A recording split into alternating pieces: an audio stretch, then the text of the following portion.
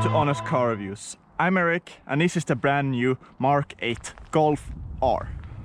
The latest iteration of the very successful R recipe. And would I dare say it, the Golf R is the hot hatch equivalent of the Porsche 911. Evolution trumps revolution. And the Golf R has sold in masses. So much in fact that it's nothing special when you see one of these rolling down the road. Mostly because of its much restrained exterior. And in the end, it's a Golf. Well, it's a bloody fast Golf. And this iteration is the most aggressive looking one yet. Gone are the subtle hints and minimalistic front and rear bumpers. The spoiler actually adds downforce together with the optional Akrapovic rear exhaust and this protruding rear bumper. There's absolutely no question that this is an R, and if you forget to look for all of these details, you of course have the R badge or R badges. There are quite a lot of R badges around the car and also inside. This is the color that you should choose because it just fits the R design so great, especially with this blacked out lower front grille. However, I don't know if you remember, but the e-Golf had the same blue front horizontal bar, and an electric Golf with this and the high horsepower petrol powered R sharing the same color and design bar. Quite an interesting detail. So we need to look at the rear compartment, and there's nothing unique, nothing surprising. It's a Golf after all. It's not huge, not tiny either. We need to check the rear seats. Here they have this indentation, but of course my knees are hitting. The rear lining here is soft, so it doesn't feel that uncomfortable when it hits me. The seating position in general, I mean, you have quite a bucket style seat, so you actually get some support on the sides. And I really like this blue gray design. There's an option to have the leather package, but I would happily go for this. This part here looks quite horrendous, I have to say. This just looks like it's an afterthought. Of course I go to the driver's seat. Quite windy, nice with the sandblasted, or you can see the Volkswagen in some different material that they just add. Quite nice. And the shark fin radio antenna. In the driver's seat is where some questions arise. I tested the mild hybrid Golf Mk8 and I felt that the digitalization might not have been the smartest one. And while I'm not driving right now, I can thoroughly go through how the interior works and how all the buttons and everything works. Quick buttons are located just underneath the infotainment screen to control different modes, so sport, comfort, race, Nürburgring mode and drift mode. The two latter ones are for the performance pack only, and of course you can go into climate, the assist and parking settings. You can also navigate through the screen itself, which especially for the navigation is incredibly slow. Weird, since from a user standpoint it doesn't stick out in the design or usability, apart from the quite good VAG standard of infotainment systems.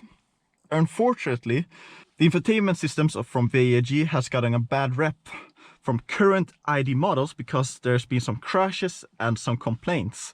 So there's been quite some updates that have been needed to happen for those models, but I haven't had any major problems with this one. Using touch controls for the temperature and the volume is one of the stupidest things I've seen in a long time. The sun is out and it's daylight. I can use it fairly easy. However, when it's dark, you can't see what is what. This of course results in irritation and unnecessary time spent looking here and not on the road. The controls for on the steering wheel are not buttons per se, but when you press them, there's some force needed to be applied, and then there's some vibration. I don't know if it's because there's a button, you know, that classic button when you press it and you get a mechanical feeling. Right now it feels like there's some haptic feedback going on, like in mobile phones. Because of the required force and delay in vibration and action from the car, it doesn't feel responsive, and it just makes the system feel slow. In short, the digitalization performed in this cabin is something I understand why it's done, but it hasn't been done particularly well. The seats are quite different in its design, but it is still comfortable. They're quite angular, and especially just underneath your shoulders at your lats, there's quite a big pressure point. With the Golf R, you get R-specific, bigger shift pedals. Very nice to have. The R-specific logo makes you circle the whole chassis control or the dynamic control settings without having to press the mode button and circulate yourself. So it's nice to have a quick button for that. What I found myself using the most is actually individual, because you can set up the chassis to be softer, more sporty, or even harder, and the steering to be heavier and more responsive, how the engine responds to be quicker, the sound to be right now pure, so there's no sound being pumped in through the speakers, the acceleration, as I imagine, is how the car accelerates. So if I want the fastest acceleration, I put it in race. The rest of the interior is standard Golf. A lot of the interior is plastic, but if you touch it, everything feels solid. I wouldn't consider this to be a premium cabin compared to, for example, a Mercedes A-Class AMG. This is maybe how I would explain the interior. It feels extremely solid, but not the highest perceived quality, at least in relation to price. And I'll get into how much this particular example costs and how much the car costs as a base price. It's the 4th generation of the EA888 engine, and it produces 320 horsepower and 420 Newton meters. There have been independent tests where this has produced 340 horsepower to the wheels. Yeah, 340 to the wheels. And tests about 0 to 100 kilometers an hour show that this car goes faster than the claimed 4.7 seconds from 0 to 100 kilometers an hour. It does it in about 4 seconds flat. It seems that Volkswagen are deliberately underestimating this car's performance, and that's not uncommon with German performance cars. And as we know from experience, the Golf Rs loves to be tuned. It is one of the most common cars or newer cars to be tuned, because they respond so nicely to performance add-ons, and I think that this Golf R Mk8 is no exception. I'm in comfort right now, and I must say that the ride comfort is amazing. Of course, it is stiffer than the regular Golf, of course, but it's by no means uncomfortable. And the gearbox, this gearbox is amazing. It is a dual clutch, 7-speed automatic transmission. The way Volkswagen's engineered has calibrated this gearbox.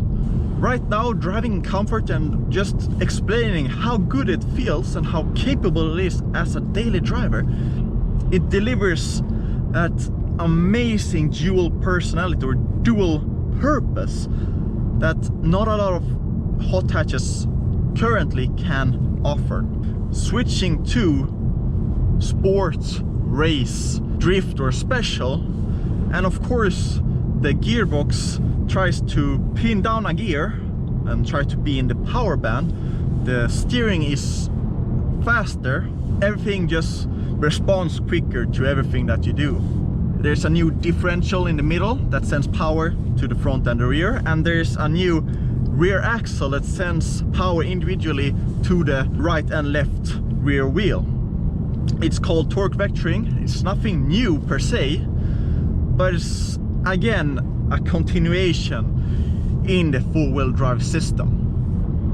And right now I'm in race mode, and I can even go into Nürburgring mode, which is a bit softer in its suspension setting to handle the Nürburgring's quite bumpy parts. But I must say that this right now, this 4Motion four-wheel drive system feels like a nanny. It doesn't want you to misbehave in any way.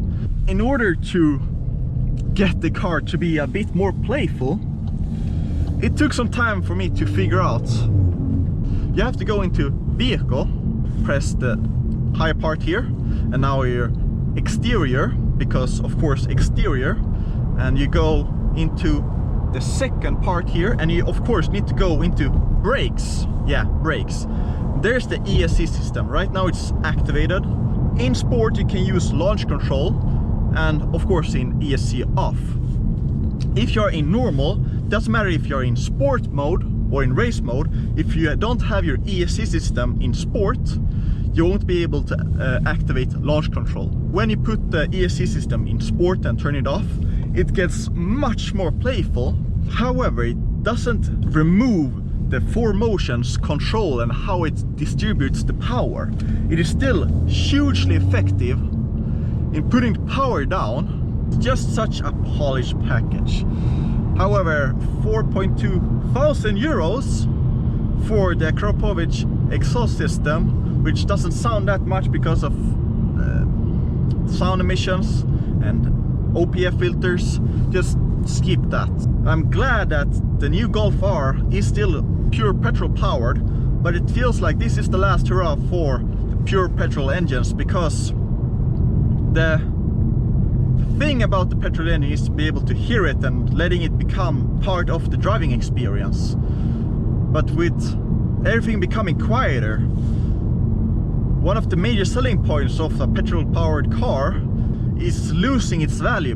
Driving this car fast, it is so capable. The 4Motion system just pulls you away and puts power down wherever it needs to be. Put the ESC system into sport and it gets some more playfulness, more slip from the tires. The car and how it drives fast feels almost clinical. It feels like a scalpel. It's not raw and unfiltered as some competitors, but I feel that people that want to buy this car, this package, wants that approachability and comfort that the generations of evolution of the four-wheel drive system, the suspension, gives you. The power delivery from the engine is also extremely smooth. The gearing is so that you're always in the power band, but it feels more geared towards acceleration from a standstill, rather than having that gearing that makes the engine power approachable in the bends. And because it is linear, makes the power delivery predictable. The Golf R Mk8 is just such a polished package. Predictably, a massively capable and usable machine. But with a daily experience that gets mauled by the quite poor implementation of a digital cockpit. With a starting price of 47,000 euro, and in this spec 63,000 euro, similar to an A45S with some minor options, Mercedes has 100 horsepower more and arguably a better interior. Have Volkswagen shot themselves in the foot with the pricing of the new Golf?